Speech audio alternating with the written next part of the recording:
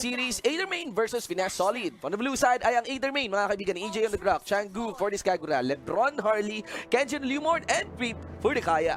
Sabi naman, Finesse Solid. Red side, Lex on the Akai. Once again, Boo naman for the show. Dale sa kanyang Thamos. Carl sa kanyang carry, Levi on to the Martis.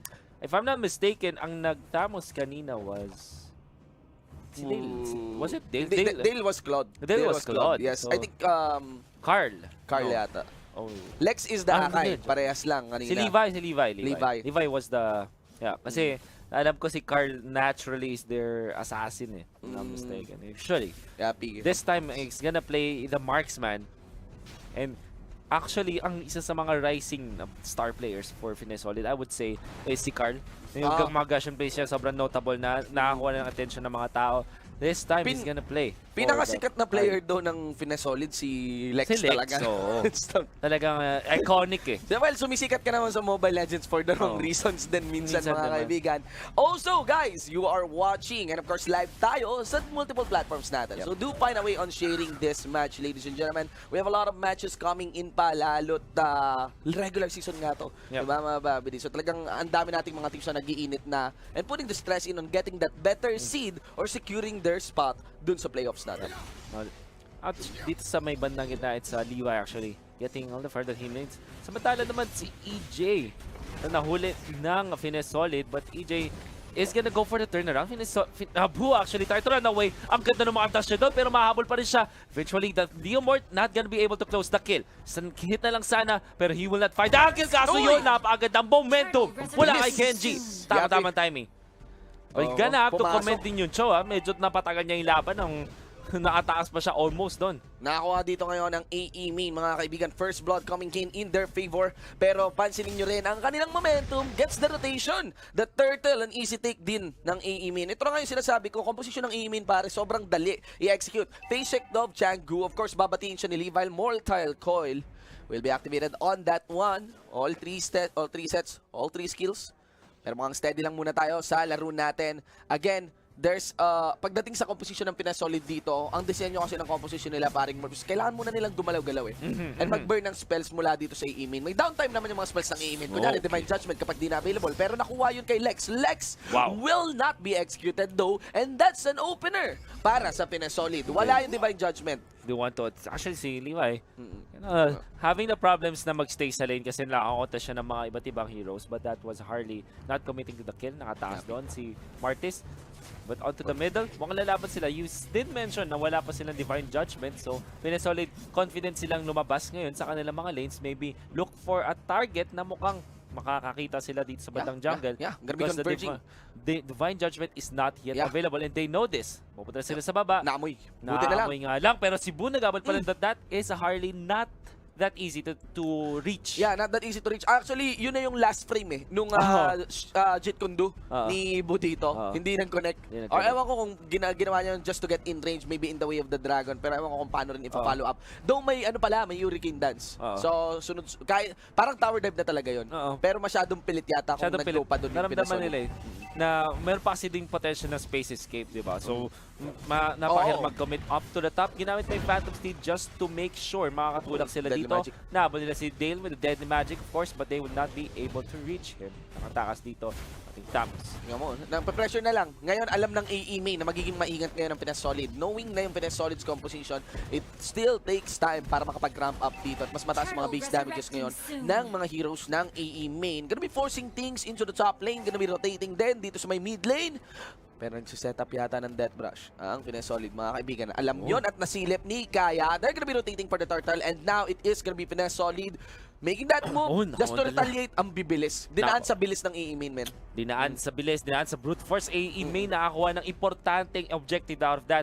And actually, lumalaki na kanilang kalaman. But Lex jumps in. Merong Hurricane Dance gonna be dito. Chango in a very bad spot. Nalockdown na nga. Carl getting the kill out of the long range of the carry. Able to take out the Kagura. Napakagandang execution mula sa Finesse Solid. Yun lang, nakaka--1 yung Finesse Solid. Nag-aantay lang talaga nang makahanap ng solid na mali mula dito sa AE main. Kasi tingnan mo, bali. Din yung Toro yata dito kung makumpleto man ni Dale. Pero Dale, gets that jump, malayo pa ka-deliver yan. Well, grabe yung Shinob din eh. Noon nandun sa may inner top lane chariot din yung narating ng AE main dito. Carl gets that jump, puts in the pinning light wheels para kay EJ dito.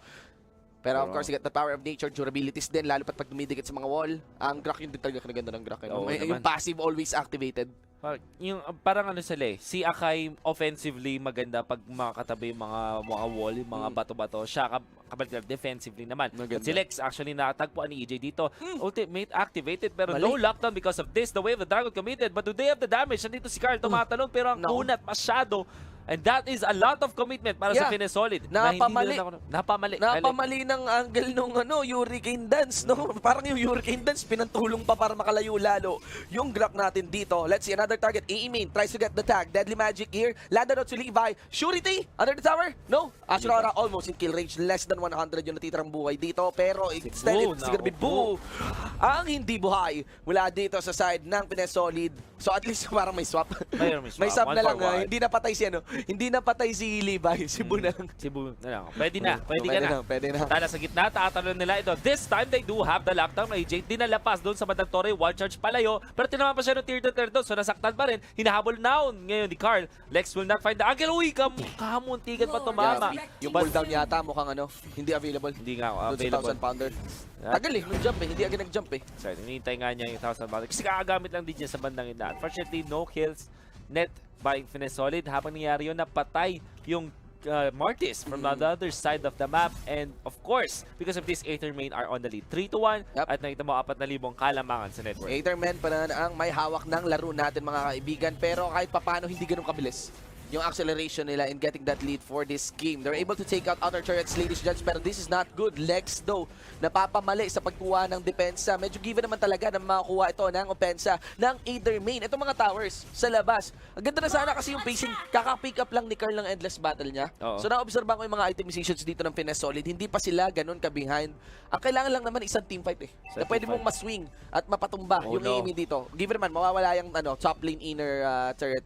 Pero yung mga susunod na Torre, hindi na to pwede ipamigay ng Finesse Solid. Dapat ready and waiting na sila na makipaglaban. If ever AE main tries to pierce through that mid lane and also bottom lane inner turrets. That's right. Now, pressure na naman para sa Aether main. Hindi nila papahingahin ang Finesse Solid. Alam nila na meron sila advantage. Nakita nila si Levi able to get away. Gamit naman yung kanyang Mortal Coil and sa may bandang gitna, tinatry nilang i-secure yung farm ni Carl. Carl is probably yung pinakamayaman dito sa side ng Finesse Solid.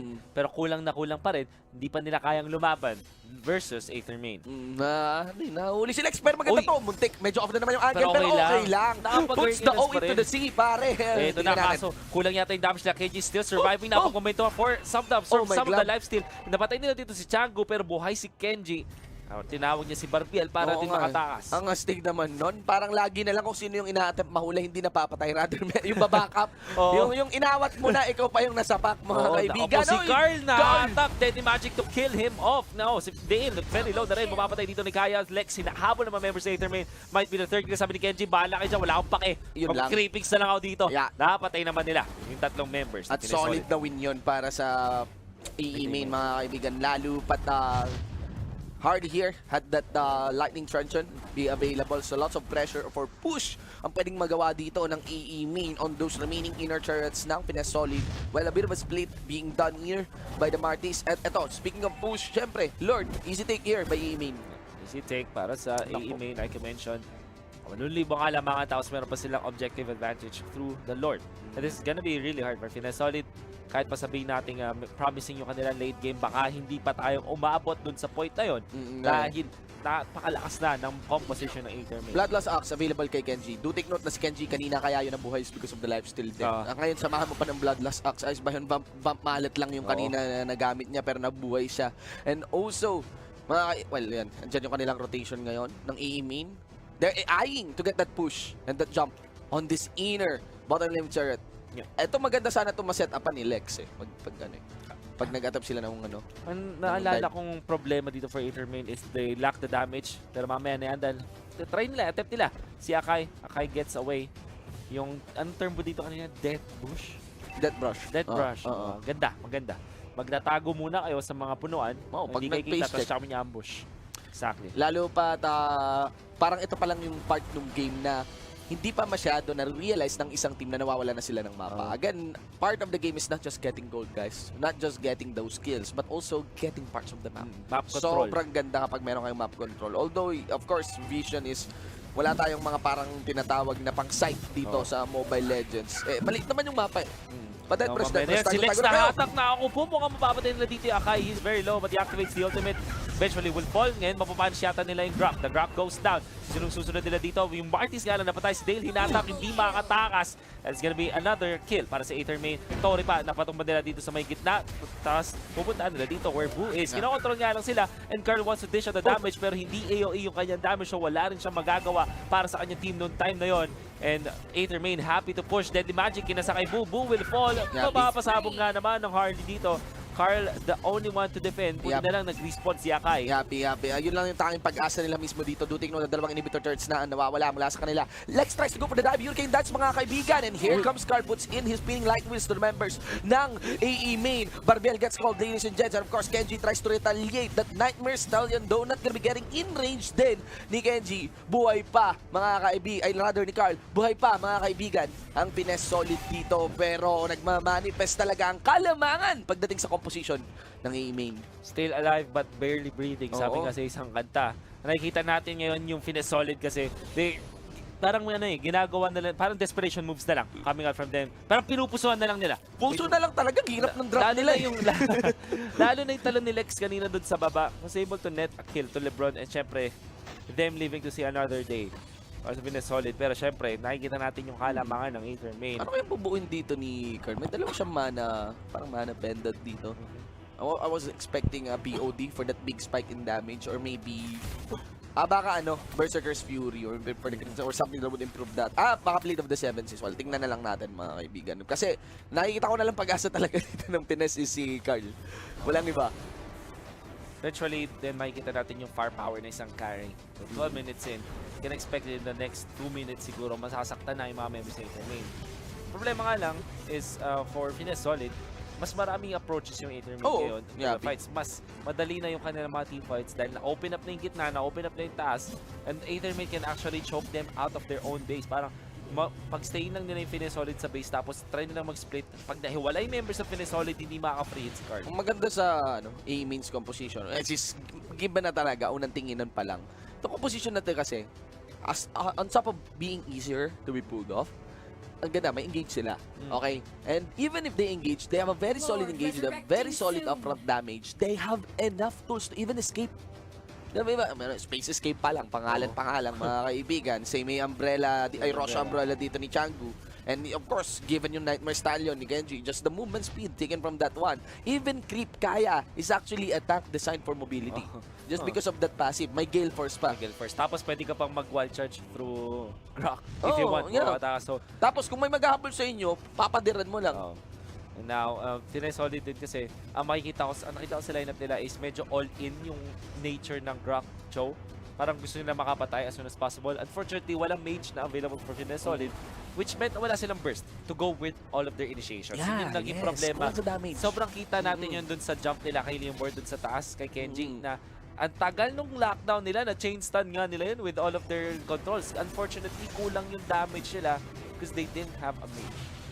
Talagang pupuso dito ang Finesse solid. Sabi ko nga, kung manalo pa Finesse solid dito, nakakabilib na talaga yun. It's a total outclass against AE main. But AE main has a different statement to say so.